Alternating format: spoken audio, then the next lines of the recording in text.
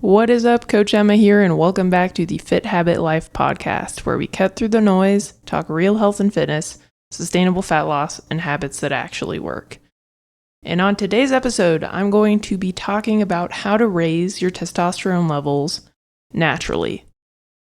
But before we dig in, thank you so much for listening. If you've been listening to the show, you've enjoyed it. If you could rate the show, subscribe, share it to people who you think it would help, that would really help me, really help them, and help my goal of just trying to debunk a bunch of the crap out there and just help people get real info that they can apply to their lives so they can improve the quality of their lives. So thank you. And some of you might be wondering, why is she talking about testosterone? Well, men and women have testosterone, and low levels of testosterone across the board are not healthy for either men or women. Women tend to have, or should have, lower levels of testosterone than men. But we still need testosterone. It's still really, really important. It's important for building muscle, for overall energy levels, metabolic health, sleep, libido, really most things. And so before I talk about how to raise it, I'm actually going to talk about signs you might have low testosterone. So you have lower libido, not much vitality, you're really fatigued, your mood is kind of low, kind of depressed, maybe more anxious, you have some sort of insomnia, you have decreased muscle mass, trouble building muscle mass, increased visceral body fat. Honestly, in a lot of men with lower testosterone, they tend to be like more pear-shaped. It's usually sign of estrogen dominance, because that tends to be how women store our body fat. But if someone is a man and is storing their body fat pear-shaped, they probably have lower levels of testosterone and higher levels of estrogen. If you feel kind of weak, or you're diagnosed with osteoporosis or osteopenia, probably have lower levels of testosterone. So yeah, really it impacts everything: sleep, mood, ability to build muscle, burn body fat. And that's why bodybuilders take, I guess, quote unquote steroids. They take testosterone exogenously to improve their ability to build muscle. There is too much testosterone because having too much of an anabolic hormone, anabolic means build, like a builds muscle. That can lead to a lot of bodybuilders, pro bodybuilders. They have organs that overgrow because organs are built with muscle. And so the more testosterone you have, you're not probably just building muscle tissue. If you have like way more than the norm, you're probably also going to be growing other tissue in your body. So it's just something to be aware of. There is too much. There's a right dose. If you've gotten your testosterone levels checked and you're a man and it's below about 450, your levels are probably a little bit low. And this episode is definitely going to benefit you. So with most of my clients, what I work on first, I do not send them to a hormone replacement clinic, because most people who come to me, they're overweight, trying to improve their health. Their testosterone levels are going to be low. And so most of the habits that I work on in general with most people are going to lead to improved levels of testosterone. But I'm going to be more specific, and I'm going to explain why these things help your testosterone levels. And yeah. So, but yeah, if you have body fat to lose, if you, your lifestyle isn't optimized, you're going to have low levels of testosterone. So working on the things I'm going to talk about today, you're going to see a drastic improvement in energy levels, hormone profile, quality of life, ability to build muscle and burn body fat, all the things. So let's dig in. So number one, if you listen to the last episode, I talked about just movement, steps in general. If you have less than 8,000 steps a day, increasing your step count to about 8,000 is going to lead to healthier levels of testosterone. So Step 1, just daily movement. Start to increase that slowly over time. You want more info? Listen to the previous episode. That'll give you more actionable strategies on that. And then the two biggest things that I've noticed with clients that have improved their testosterone levels naturally is number 1, strength training. Strength training in general sends a signal to your body, hey, you want to build muscle. If you want to build muscle, you know what you need more of? Testosterone. So your body's like, well, crap, I got to increase my testosterone levels in order to adapt to this thing that you're putting your body through. So, strength training. And it just leads to a healthier hormone profile for both men and women. But number 2 is sleep. One poor night of sleep can cut your testosterone levels in half. Yes. How crazy is that? Thankfully, right, just getting a good night of sleep will bring them back to normal levels. So, focusing on really dialing in your sleep routine, sleep quality, sleep time. I have an episode on sleep. Look up How to Sleep Like a Baby. That's what the episode's called. That will help drastically. I talk about different actionable strategies to help just improve your sleep quality. So do that. Sleep and strength training. Those are the two big impactors. Biggest levers to pull, I guess would be a better way of saying it. And then honestly, like number 3, and the reason that sleep, it's like, so there's a lot of hormones in your body. One that's often demonized, that is important, is cortisol. It's a stress hormone. And if that's super elevated, then your levels of testosterone naturally are going to be a little bit lower because it takes energy for your body to produce hormones. So there's like a balance, right? So with regards to another reason why strength training helps testosterone levels naturally is not just the signal that it sends your body to produce the hormone, but it also just builds more resiliency in general to stress. And poor sleep, again, if you have a poor night of sleep, that's going to increase the cortisol, increase the stress on your body, increasing the cortisol, reducing the other hormones. So the third biggest thing to focus on is stress reduction in general. So if you don't have any stress management techniques, if you're really stressed, overworked, underslept, overtrained, undereating, that's going to lead to really low levels of testosterone. So oftentimes with the type of clients that I get, the men that come to me, they've dieted a lot before. I have some who haven't and some that are just tend to eat more and that's why they struggle with their body composition. But I have a lot of men that come to me and they're under eating. So they're eating like 2,000 calories a day. They're like 6 foot, 6'2", 230 pounds. And it's like, yo, dude, we got to increase your calories. So something I'll often do with those men is a reverse diet into a small bulk. So reverse diet is I did an episode on this too. It's trying to find that top end of maintenance. So basically the amount of food you can eat without putting on body weight. And then usually what happens is when you do that, you end up going into a bulk. And so we just stay there and we build some muscle tissue.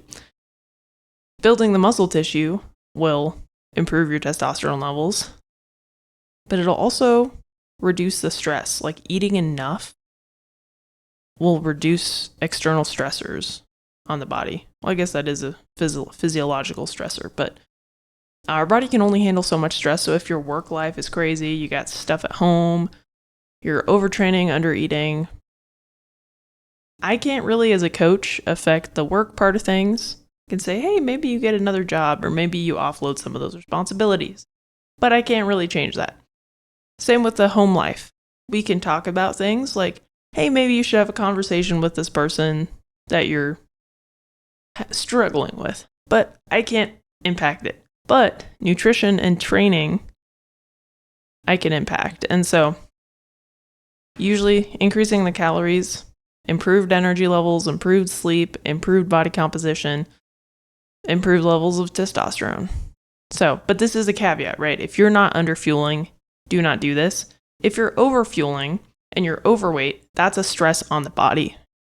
And oftentimes, estrogen is stored in body fat.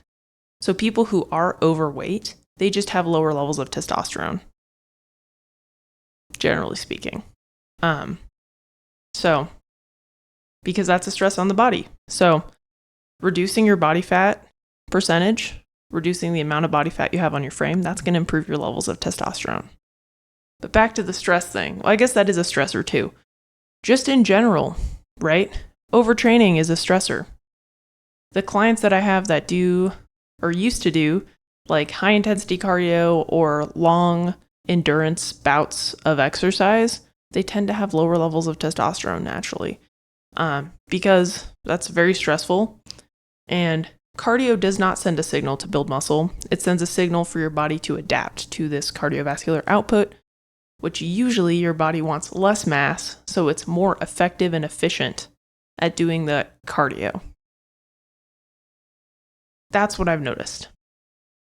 Don't kill the messenger. So reducing the amount of endurance training is going to improve levels of testosterone. And then in general, as I said, nutrition, critical. Improving, not only making sure you're eating enough, but you're eating the right foods. So you're eating enough protein. That's going to help your body build muscle, which is going to help your hormone profile. Improving the quality too, making sure your body's getting enough micronutrients. That's going to give your body the tools to function optimally. If you don't have enough micronutrients, your body might be in a state of stress, like a low state of stress, which is going to impact your hormone levels. So making sure you're eating enough and you're getting all the micronutrients and macronutrients your body needs. So not underfueling, eating good quality foods, supplementing for nutrient deficiencies if necessary. So like a multivitamin, a broad spectrum multivitamin. And then eating enough fiber too. Fiber is really important, and fiber actually helps get rid of excessive estrogen in the system.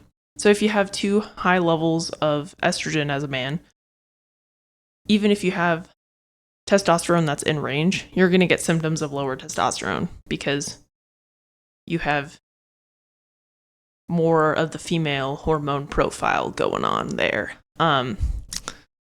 So fiber foods, carrots, broccoli, cruciferous vegetables, that's going to get rid of excessive estrogen in the body.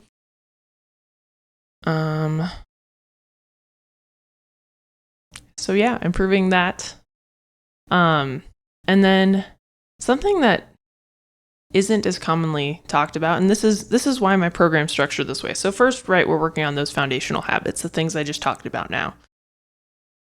But if you're still having symptoms, that's when we'll do some testing to see what's going on under the hood. And so we can address deficiencies, but also figure out if maybe you do have some digestive issues that are unresolved. And as I talked about in the last episode, 90% of people have some type of metabolic dysfunction. Most people who have metabolic dysfunction have some type of gut issue. Most people, if you do those habits, that's going to fix that gut issue. But if you're still having symptoms and you haven't fixed that gut issue, then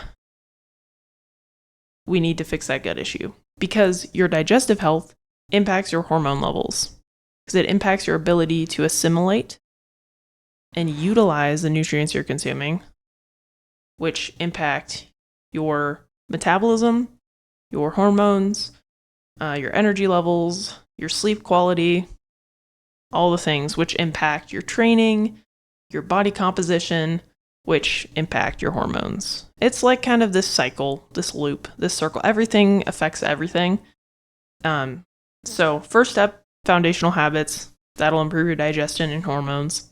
If not, testing, see what's going on. You probably have digestive issues. If you're still having symptoms, we'll address those. Those will help you lose body fat, which will help improve your testosterone levels. and help you assimilate more of the nutrients you're consuming. And then you should see really big improvement in testosterone levels. Something that I get really frustrated by is where I live in Utah, med spas are like really popular. And people will go in and be like, oh, I need to get my hormones checked. And they go on hormone replacement and they're like 30 or less than 30. And they're being way overdosed with testosterone and other things. But they're overweight. Their gut health is really poor. And they're not fixing the root cause of the issue. And then they're going to be dependent on testosterone for the rest of their lives. And when you go on hormone replacement, you can kind of come back from it. But if you're overdosed, which a lot of them don't give people the right amount, which is another problem that I have with the med spas. If you're overdosed, that's a problem. And then, because then your body's natural production will downregulate anyway, because you're getting it externally from an external source. Your body's like, hey, I don't have to worry about this anymore because I have enough now. So your body will stop producing it naturally. And if you have way too much, it's really going to affect your natural production. And most people can't really come off of it. So you have to pay for it, get injections for the rest of your life. And that's another thing. Don't do the pellets. They don't work very well. Injections or creams are the best way to go. That's what I've seen with clients. I'm not on hormone replacement. I've been doing natural remedies. Sometimes it's a struggle. But it's because of stress. So, which is really important. Stress impacts your digestion, which is again why we focus on stress, sleep, movement, training, nutrition, hydration before we address the gut health issues and order testing and stuff. Because as I said, most people's lifestyle is poor, which is why most people have gut issues, most people have hormone issues. You fix that, you're going to fix a lot of things. But anyway, there are like 2 other things I did want to talk about that as you're improving your lifestyle, which it takes time. That's another thing. It takes time if you don't want to be dependent upon external sources of testosterone. If you want to fix it naturally, it's going to take time, but there's some things you can supplement with that could help. And even some foods to include in your diet that can help your natural levels of testosterone. So I'll start with the foods. You can just kind of slowly start to integrate these. Fatty fish. Fatty fish are loaded with vitamin D, zinc, and omega-3 fatty acids, which are really helpful for healthy levels of testosterone. Dark leafy greens, loaded with magnesium, which helps with the stress. Most people are depleted in magnesium because of the high levels of stress that we have in our lives, which impacts your sleep. Not enough magnesium, poor quality sleep.